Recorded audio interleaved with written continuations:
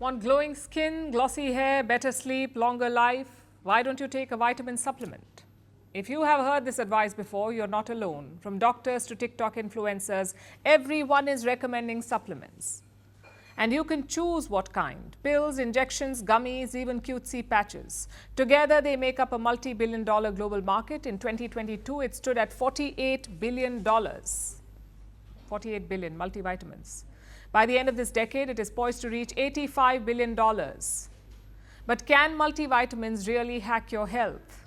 Should all of us be taking them? To understand this, let's go back to basics. Our bodies need different kinds of nutrients: carbohydrates, proteins, fats, vitamins and minerals. And these last two, vitamins and minerals, are called micronutrients because we need them in small amounts. But they're important nonetheless. For instance, we need vitamin C for a healthy immune system. We need vitamin A for good eyesight and skin. As for minerals, we need calcium for stronger bones and magnesium for good muscle function. So vitamins and minerals are crucial, but the problem is our bodies do not make them. We get them from food, from a healthy diet. And we already know this, but not many of us eat healthy food. So enter supplements. They promise to bridge the gap, to satisfy some of our nutritional needs. And sometimes they do. There is evidence that popping multivitamin pills can help. Studies have shown a slightly lower risk of cancer and heart disease, a big reduction in cognitive decline. Some even show slower aging. And yet, supplements are a controversial topic, because for every study that shows you the benefits, there are many more telling you the complete opposite. For instance, research also shows that multivitamins do not improve heart health, do not reduce the risk of certain cancers, and make no difference to your lifespan. Plus, if we consume too much of them, there are big risks. For instance, if people take too much vitamin D, they can suffer from seizures, coma, and even death.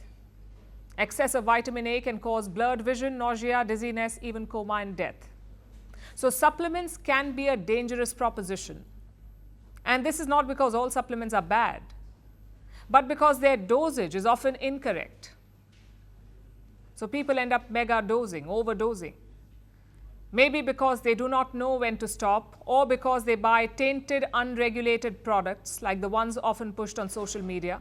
They can contain 500, even 1000% of the recommended allowance.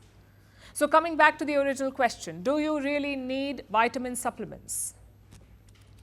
Again, the answer is complicated. After all, science is still debating the benefits, and sometimes things can go very wrong. So there is no one right answer. But here's what you can do. First, unlearn the myths. We have all heard that vitamin C can cure a cold, or that overdosing on it can save you from cancer or heart disease, none of which is true. This theory has been debunked, so do your homework. Secondly, talk to a doctor whom you trust. Too many of us take too many supplements. Look at the numbers. In India, 71% people take supplements. In the US, 74%. In Australia, nearly half the population.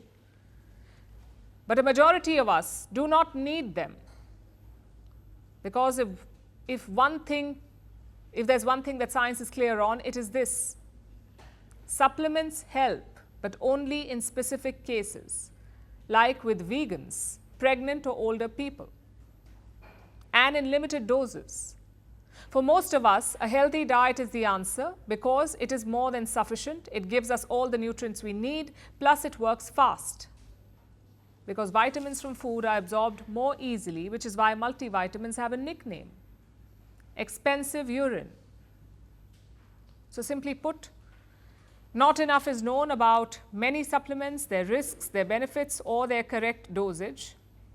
And what's on the packaging can be very different from what's inside the product. So always check with your doctor, use caution, and know that there is no magic pill for good health.